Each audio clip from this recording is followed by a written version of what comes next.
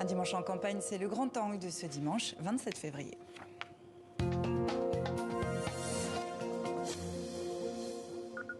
Vladimir Poutine télescope la présidentielle française. Jamais un conflit n'avait été déclenché pendant une campagne électorale sous la Ve République. Nous sommes à 6 semaines du premier tour. 2 semaines plus tard, on saura si Emmanuel Macron se succède à lui-même ou si la Ve République aura un 9e président d'ici là.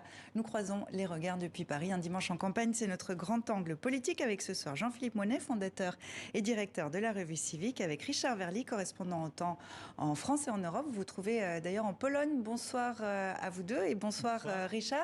Bonsoir. Richard, quelle est la séquence forte de cette semaine pour vous dans cette campagne présidentielle ? Je trouve que la démission fort tardive de François Fillon, elle en dit long sur le malaise d'une partie de la droite française vis-à-vis de la Russie, vis-à-vis de Vladimir Poutine. Alors cette démission, elle est enfin arrivée. François Fillon l'explique dans le journal du dimanche, mais très franchement, elle a fait du mal à Valérie Pécresse, qui a eu la plus grande difficulté à expliquer pourquoi cet ancien Premier ministre avait tellement tardé à démissionner de sa place au conseil d'administration d'un conglomérat russe. De 2 géants russes, absolument. Jean-Philippe Monet, même question pour vous. Quelle séquence d'un mot ? Oui, alors il y en aurait plusieurs, notamment effectivement les pro-Poutine de France, il y en a beaucoup, on pourrait en parler, mais dans les anti-Poutine, il y a la montée aujourd'hui de François Bayrou, qui a souligné l'importance de la solidarité des démocrates de tout pays, j'allais dire, et hors des frontières aussi, mais aussi pour la France, avec sa fameuse banque des parrainages, puisqu'il a mis en place un système qui pourrait peut-être sauver la mise des candidats, y compris de l'extrême droite, qui n'est pas sa tasse de thé. On va y revenir dans un instant. Une semaine en campagne, le résumé est signé Oumi Diallo. Ni débat, ni vote, c'est par la voix des présidents de l'Assemblée nationale et du Sénat qu'Emmanuel Macron s'adresse au Parlement. Voici les termes du message du président de la République. Survenu à 18 reprises au cours de la Ve République, l'événement est rare. La dernière fois, c'était en 2002. Nous accorderons ainsi une aide budgétaire supplémentaire de 300 millions d'euros. Nous sommes également en contact avec les autorités ukrainiennes pour leur fournir le matériel défensif dont elles ont besoin. Excite la guerre sanitaire, place à la guerre réelle. Il est 4 heures du matin ce jeudi, quand Vladimir Poutine lance une offensive sur l'Ukraine. Immédiatement, Macron appelle à l'unité. Ne cédons rien de notre unité. Unité autour de nos principes de liberté, de souveraineté et de démocratie. Le chef d'État revenu au centre, pour des candidats désormais inaudibles, l'enjeu est d'exister dans une campagne reléguée au second plan. À droite, on condamne. Condamnation. Condamne. On vous laisse apprécier cette déclaration de septembre 2018. Je dirais que Poutine ressemble beaucoup, il aurait pu être français. Vous rêvez d'un Poutine français ? Ah oui, j'en rêverais, oui. De l'extrême droite à l'extrême gauche, même embarras pour Jean-Luc Mélenchon en déplacement à l'île de la Réunion, qui pendant des semaines ne voulait lui non plus pas croire au scénario d'une invasion. L'attaque est là, visible. À Paris, l'écologiste Yannick Jadot et l'ancienne garde des Sceaux Christiane Taubira ont manifesté devant l'ambassade russe avant de rejoindre la place de la République où la candidate PS, Anne Hidalgo, a manifesté son soutien aux Ukrainiens de France. Mais pour les actes, on repassera. Et ça veut dire aider militairement l'Ukraine, ça veut dire aider l'Ukraine à avoir un armement. Eux, l'international, ils connaissent. Reçus par Emmanuel Macron, les anciens présidents français, François Hollande et Nicolas Sarkozy, ont été clairs. Tout effort diplomatique est justifié. La seule voie possible, la seule, c'est la diplomatie. En attendant la diplomatie, Macron a inauguré le traditionnel salon de l'agriculture sur fond de crise militaire, où certains croient visiblement à la pensée magique. Dimanche, tu as 2 minutes pour venir sur les Champs-Élysées. On défile avec 2000 moutons. Entre moutons, missiles et un président toujours pas candidat, cette semaine en campagne s'achève dans la confusion la plus totale. Seule certitude, la guerre est aux portes de l'Europe. À la semaine prochaine sur les Champs-Élysées ou ailleurs sur la planète.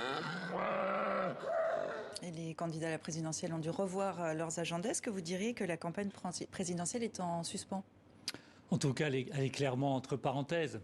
Parce qu'on voit bien que les citoyens en France comme ailleurs sont sidérés par l'agression militaire de la Russie de Poutine contre l'Ukraine. Et il y a un phénomène inverse d'ailleurs, c'est qu'il y a un civisme alors qui est très remarquable en Ukraine, des citoyens et des citoyennes qui de 18 à 60 ans sont en train de s'armer contre l'envahisseur. Et en dehors de l'Ukraine, dans toute l'Europe et en France en particulier, il y a sans doute un élan de solidarité pour ceux qui sont agressés, tout simplement. Le président en exercice a enfilé ses habits de chef de guerre. Richard, ses opposants sont relégués aujourd'hui au statut inconfortable, plutôt inconfortable de commentateur ? Oui, c'est évident parce que bien évidemment Emmanuel Macron en plus, à juste titre, peut dire qu'il ne pourra pas mener une campagne normale du fait qu'il est accaparé par la guerre et par ce que ça suppose. Cela dit, moi je pense que le débat reste possible et d'ailleurs il faut qu'il soit possible parce que les Français en ont besoin, l'opinion publique a besoin de ce débat aujourd'hui sur l'avenir du pays et donc confisquer le débat parce qu'il y a la guerre en Ukraine serait une très mauvaise nouvelle, y compris pour Emmanuel Macron qui évidemment se retrouve dans une position pour l'heure de favori. Mais est-ce que ces candidats sont audibles aujourd'hui ?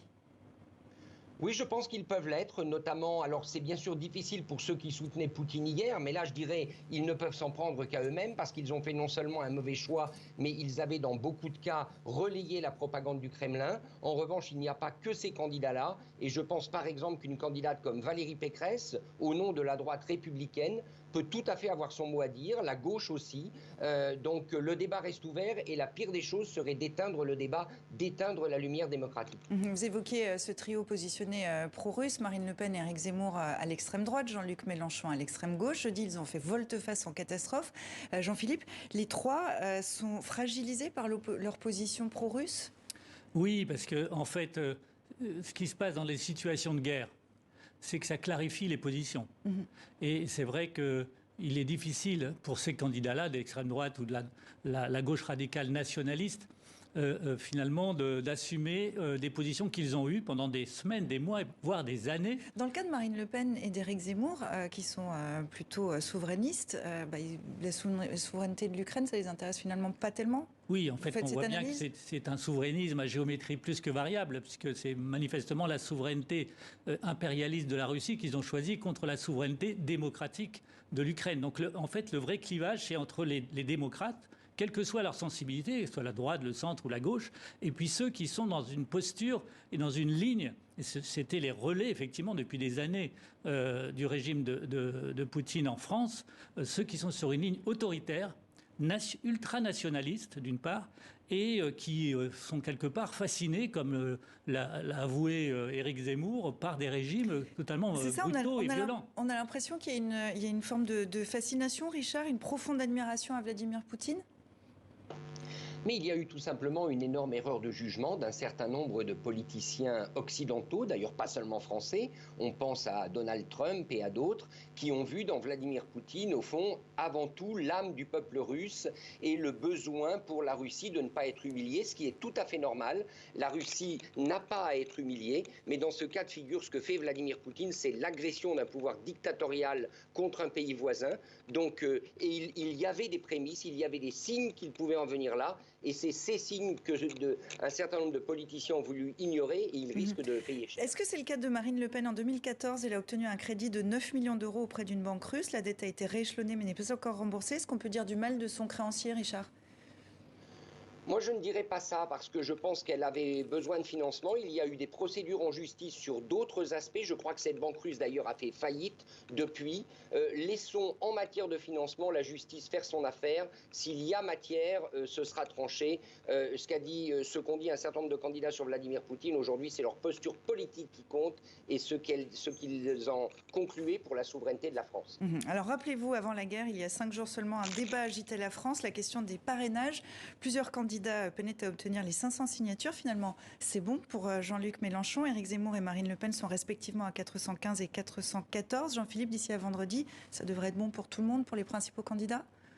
Oui, sans doute. On l'évoquait d'ailleurs il y a une quinzaine de jours pour le cas de Jean-Luc Mélenchon. Finalement, on a bien vu qu'il y avait une montée en puissance de ses partisans, en tout cas au niveau des parrainages. Et pour l'extrême droite, ça va être sans doute le même cas, d'autant plus qu'il y a eu des initiatives prises, notamment au centre de la vie politique, par François Bayrou, qui a considéré qu'indépendamment des positions idéologiques, il pouvait être utile pour la démocratie que, sans soutenir ces candidats, il y ait des parrainages venant de divers élus. Il y a eu un appel du Premier ministre Jean Castex cette semaine dans ce sens. Il a été entendu. C'est ce qui a débloqué la situation au niveau du parrainage, vous pensez? Ça commence à débloquer. D'ailleurs, François Bayrou et Jean Castex, effectivement, a fait cet appel. Et François Bayrou a évoqué le nombre de 400 élus qui serait disponible dans son initiative de la plateforme numérique des maires de toute étiquette qui serait disponible pour la démocratie et animer la démocratie française. Donc c'est un secours pour ceux qui manqueraient, notamment 80 signatures manquent pour chacun des deux candidats d'extrême droite. Et puis Christiane Taubira de la Primaire citoyenne, 128 parrainages seulement, on verra d'ici à vendredi ce qui se passe pour elle. Richard, ça évite une crise démocratique majeure, ce sont les mots d'Éric Zemmour, il avait raison, c'était une crise potentielle assez dangereuse pour la France? Oui, le risque existe. Alors, il faut quand même bien avoir en tête que à la dernière élection, Marine Le Pen avait joué aussi, elle, le côté un peu tragique en disant « je ne vais pas avoir mes parrainages » et finalement, elle les avait eus. Donc, on peut penser que de toute manière, ils auront ces parrainages. Mais ce qui est clair, c'est que cette élection montre que le système a besoin d'être corrigé. Est-ce qu'il faut y assortir des parrainages citoyens? Est-ce qu'il faut constituer, comme le propose François Bayrou, une réserve de parrainage? Est-ce qu'il faut permettre aux élus de parrainer 2 candidats? Bref, il y a un réglage nécessaire, un réglage démocratique, parce que si ce feuilleton se répète à chaque fois, ce n'est pas bon pour le débat politique et le débat présidentiel. Alors, il a... Ceci dit, sur ce sujet, il y a aussi de bonnes raisons, y compris pour les élus. Ils sont quand même 40 000 à ne pas forcément signer un parrainage pour des candidats qui ont, par exemple, été condamnés plusieurs fois par la justice, qui ont des positions non seulement douteuses vis-à-vis de la Russie, mais qui peuvent être dangereuses pour l'idée qu'on a de la démocratie. Et donc, c'est un signe aussi, c'est un symptôme. Alors, on peut dire que la démocratie doit vivre avec ces candidats-là, mais il y a aussi des bonnes raisons de ne pas vouloir parrainer des candidats qui sont dans des radicalités extrêmes et qui posent un problème pour la conception même de la démocratie, d'autant plus aujourd'hui. Et c'est une question qui va se poser pendant le prochain quinquennat. Il a, lui, largement les parrainages, mais il n'est toujours pas candidat. On évoque bien un meeting dès samedi prochain à Marseille. Emmanuel Macron ne sait même plus comment se présenter, à quel moment. Ça devient compliqué. Alors, il y a une date limite, donc ça doit être avant la semaine prochaine. C'est vrai que la situation solennisera sans doute sa candidature d'une manière ou d'une autre. Il va prendre la parole. Il est attendu en termes de prise de parole pour tirer les enseignements de toutes les consultations qu'il a pu avoir avec le G7, les 7 plus grands pays du monde, les 27 États de l'Union européenne, les 30 membres de l'OTAN. Donc tout ça a fait d'énormes changements, j'allais dire, géostratégiques pour l'Europe, et nous sommes à un tournant historique en Europe pour faire face à cette crise et à cette menace de Vladimir Poutine. Mais pour répondre à votre question, sa candidature qui peut évidemment être dans ce cadre-là solennisée, change de nature en termes de forme. On l'a vu faire un aller-retour rapide pour inaugurer le Salon international de l'agriculture. C'est un passage annuel obligé pour le chef de l'État, a fortiori pour un candidat. Il a évoqué les retombées de la guerre sur le secteur agricole, le prix du blé, donc la baguette, celui de la baguette risque d'augmenter. Est-ce que, Richard, ça remet la question du pouvoir d'achat au cœur de cette campagne ? Incontestablement, parce qu'il y a le prix de la baguette, mais il y a surtout, bien sûr, le prix de l'énergie, avec peut-être la possibilité demain ou après-demain de pénurie énergétique dans les pays européens et pourquoi pas en France. Donc oui, cette crise en Ukraine, cette guerre, elle a un retentissement direct sur les populations européennes et sur la population française. Un mot peut-être sur Emmanuel Macron. Certes, on attend sa déclaration de candidature, mais on sait qu'il sera candidat, donc il n'y a pas d'élément de surprise, ça change quand même pas mal les choses. Et ça sera sûr, la semaine prochaine, on verra où et quand se fera cette entrée en campagne d'Emmanuel Macron. Merci beaucoup Richard Verly d'avoir été avec nous depuis la Pologne. Merci à vous également Jean-Philippe Moinet, à bientôt. Merci Sylvia.